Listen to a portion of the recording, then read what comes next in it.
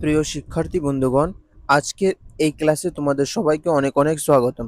আজকে আমরা আলোচনা করব আপকামিং গ্রাম পঞ্চায়েত পরীক্ষাকে টার্গেট করে যে জিকে জিএস সিরিজ শুরু করেছি, সেই সিরিজের দ্বিতীয় ক্লাস, জিকে জিএস সিরিজের দ্বিতীয় ক্লাস নাম্বার 2।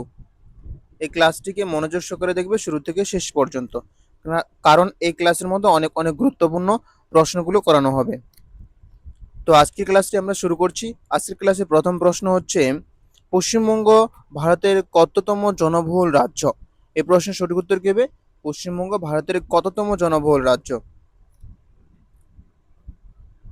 সঠিক উত্তর হচ্ছে পশ্চিমবঙ্গ ভারতের চতুর্থ জনবহুল রাজ্য। চতুর্থ জনবহুল রাজ্য হচ্ছে পশ্চিমবঙ্গ। যদি বলা হয় ভারতের বৃহত্তম জনবহুল রাজ্য কোনটি, বৃহত্তম জনবহুল রাজ্য কোনটি, তাহলে হবে উত্তরপ্রদেশ। এবং ক্ষুদ্রতম জনসংখ্যা রয়েছে, জনসংখ্যার দিক থেকে ক্ষুদ্রতম রাজ্য হবে সিকিম। যদি বলা হয় আয়তনের দিক দিয়ে বৃহত্তম,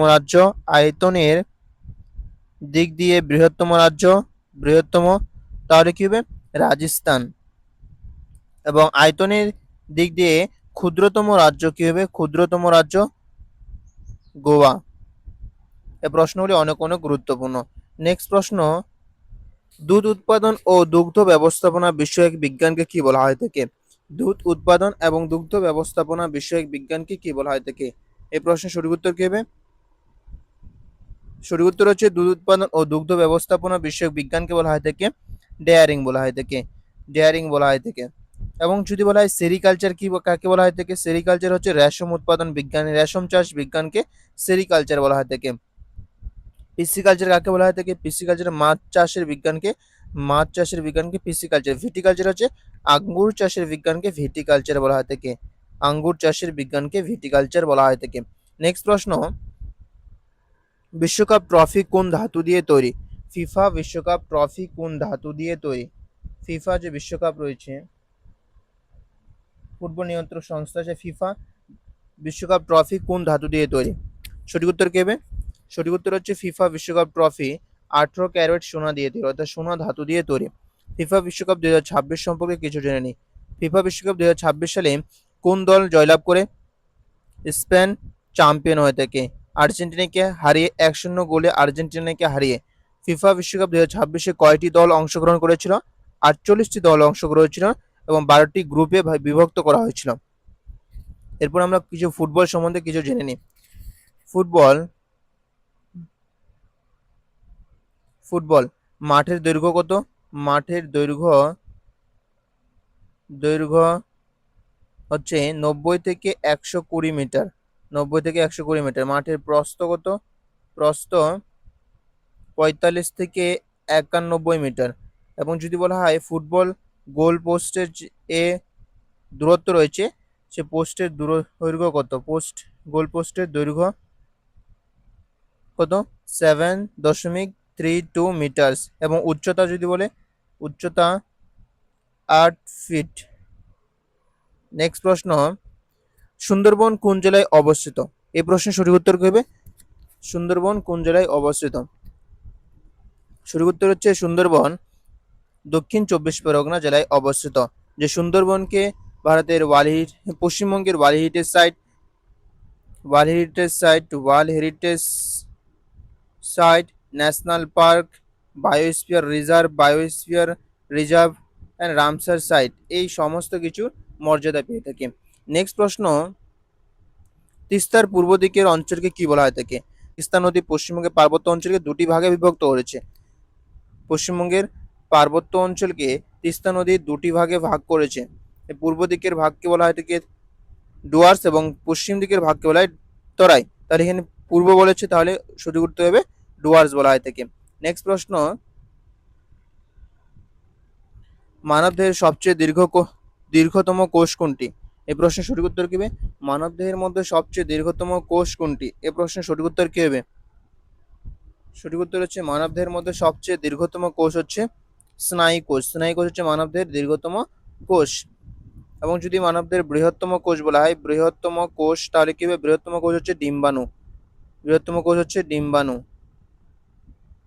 এবং ক্ষুদ্রতম যদি বলে, ক্ষুদ্রতম হচ্ছে শুক্রাণু। শুক্রাণু হচ্ছে ক্ষুদ্রতম কোষ। নেক্সট প্রশ্ন, সংবিধানের কোন অংশে মৌলিক অধিকার আছে বা ফান্ডামেন্টাল রাইটস রয়েছে? সংবিধানের কোন অংশের মধ্যে মৌলিক অধিকার লেখা আছে? সঠিক উত্তর কি হবে? সঠিক উত্তর হচ্ছে পার্ট 3 এর মধ্যে মৌলিক অধিকার রয়েছে, পার্ট 3 এর মধ্যে।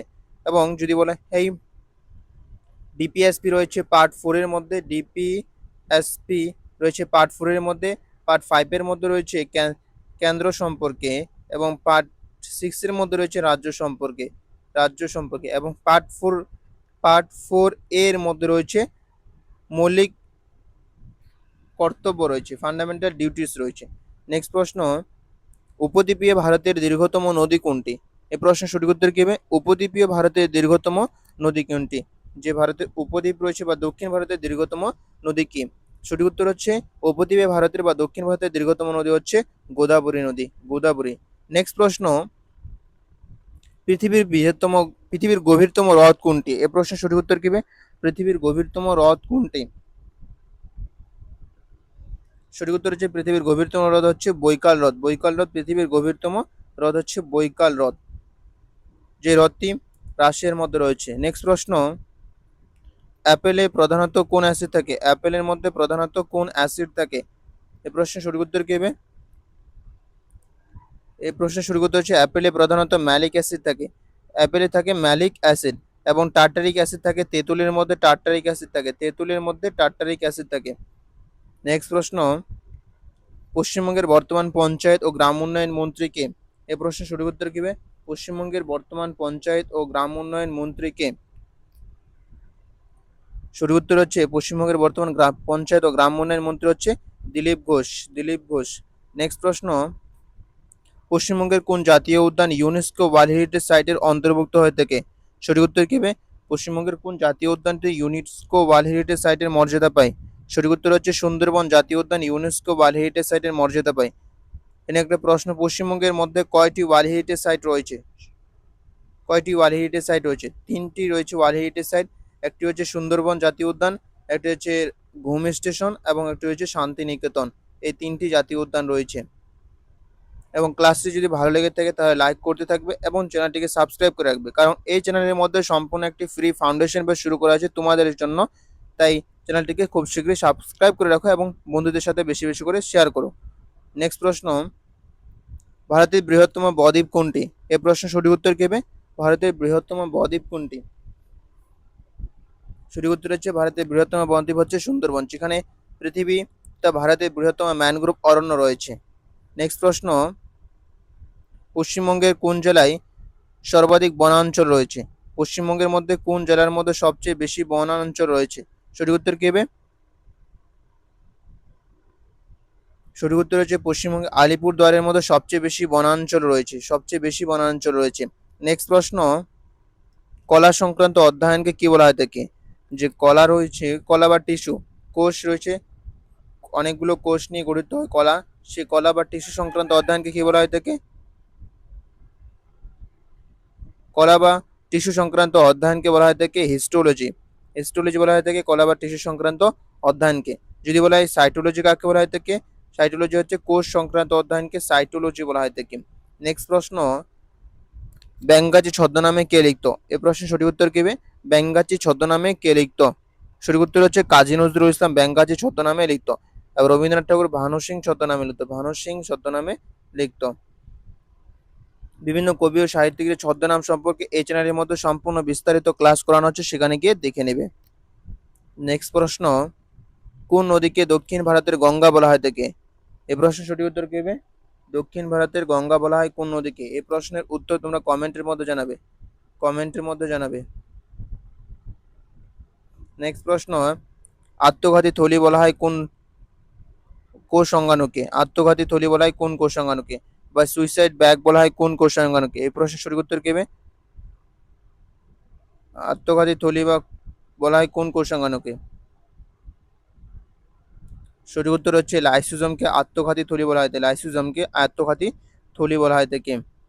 এবং মাইটোকন্ড্রিয়াকে বলা হয় থাকে কোষের শক্তির ঘর, শক্তির ঘর বা power house of the cell বলা হয় থাকে, শক্তির ঘর বলা হয় থাকে। এবং রাইবোসোমকে বলে প্রোটিন ফ্যাক্টরি, প্রোটিন ফ্যাক্টরি বলা হয় থেকে রাইবোজোমকে।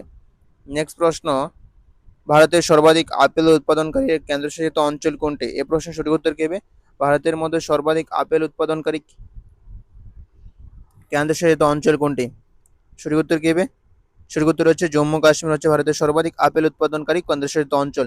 যদি প্রশ্ন আসে ভারতের মধ্যে কেন্দ্রশাসিত অঞ্চল কয়টি রয়েছে, সঠিক উত্তর হচ্ছে 8টি কেন্দ্রশাসিত অঞ্চল রয়েছে। এবং বৃহত্তম কেন্দ্রশাসিত অঞ্চল কোনটি? সঠিক উত্তর হচ্ছে লাদাখ হচ্ছে বৃহত্তম কেন্দ্রশাসিত অঞ্চল। নেক্সট প্রশ্ন, পশ্চিমবঙ্গের মহিলা সাক্ষরতার হার কত? এই প্রশ্নের সঠিক উত্তর কি হবে? পশ্চিমবঙ্গের মহিলাদের সাক্ষরতার হার কত? সঠিক উত্তর হচ্ছে 71.16%। 71.16%। যদি বলা হয় পুরুষ সাক্ষরতার হার কত, পুরুষ পুরুষ সাক্ষরতার হার কত, তাহলে হবে 82.67%। 82.67%। এবং গড় সাক্ষরতার হার হচ্ছে 77.08%। নেক্সট প্রশ্ন, ভারতের সর্বদক্ষিণতম বিন্দু কোনটি? এ প্রশ্নের সঠিক উত্তর কি হবে? ভারতের সর্বদক্ষিণতম বিন্দু কোনটি? সঠিক উত্তর কি হবে? ভারতের সর্বদক্ষিণতম বিন্দু কোনটি? এতে রয়েছে ভারতের সর্বদক্ষিণতম বিন্দু কোনটি? যে সর্বদক্ষিণতম এদিকে আন্দামান নিকোবর দ্বীপপুঞ্জ রয়েছে, সেই সর্বদক্ষিণতম বিন্দু হচ্ছে ইন্দ্রিয়া পয়েন্ট। ইন্দ্রিয়া পয়েন্ট হচ্ছে ভারতের সর্বদক্ষিণতম বিন্দু। এবং উত্তরতম বিন্দু বলা হয় ইন্দ্রিয়া কল হবে। এবং পূর্বতম বিন্দু হচ্ছে পূর্বতম বিন্দু কিবিতু, পশ্চিমতম বিন্দু গুহারমতি এবং মূল ভূখণ্ডের দক্ষিণতম বিন্দু হচ্ছে কন্যাকুমারী অন্তরীপ। নেক্সট প্রশ্ন, ভারতের সর্বোচ্চ মূর্তি কোনটি? সর্বোচ্চ মূর্তি কোনটি? সঠিক উত্তর কি হবে? সঠিক উত্তর হচ্ছে ভারতের সর্বোচ্চ মূর্তি হচ্ছে statue of unity. Statue of unity. Next প্রশ্ন, ভারতের একজন রাষ্ট্রপতি থাকবেন, এটি কত নম্বর আর্টিকেল বা ধারার মধ্যে বলা হয়েছে? এই প্রশ্নের সঠিক উত্তর কি হবে? ভারতের একজন রাষ্ট্রপতি থাকবেন, এটি কত নম্বর আর্টিকেল বা ধারার মধ্যে বলা হয়েছে? সঠিক উত্তর হচ্ছে আর্টিকেল 52 মধ্যে বলা হয়েছে ভারতের একজন রাষ্ট্রপতি থাকবেন। এবং রাষ্ট্রপতি সমস্ত ক্ষমতার অধিকারী, এটি বলা হয়েছে আর্টিকেল 53 মধ্যে। এবং রাষ্ট্রপতি ইমপিচমেন্ট সম্পর্কে বলা হচ্ছে আর্টিকেল 61, 61টির মধ্যে। পশ্চিমবঙ্গের রাজ্যের উত্তর দক্ষিণে বিস্তার কত? পশ্চিমবঙ্গ রাজ্যটির উত্তর দক্ষিণে বিস্তার কত? সঠিক উত্তর কি হবে? সঠিক উত্তর হচ্ছে পশ্চিমবঙ্গ রাজ্যের উত্তর দক্ষিণে, পশ্চিমবঙ্গ রাজ্যের উত্তর দক্ষিণে বিস্তার হচ্ছে, যে উত্তর দক্ষিণে বিস্তার রয়েছে কতটা, 623 কিলোমিটার। এবং পূর্ব পশ্চিমে বিস্তার যদি বলে তাহলে 320 কিলোমিটার। 320 কিলোমিটার। নেক্সট প্রশ্ন, ব্রহ্মপুত্র নদী ভারতে কোন রাজ্যের প্রথম প্রবেশ করেছে? ব্রহ্মপুত্র নদী ভারতে কোন রাজ্যে প্রথম প্রবেশ করেছে? এই প্রশ্নের সঠিক উত্তর কি হবে?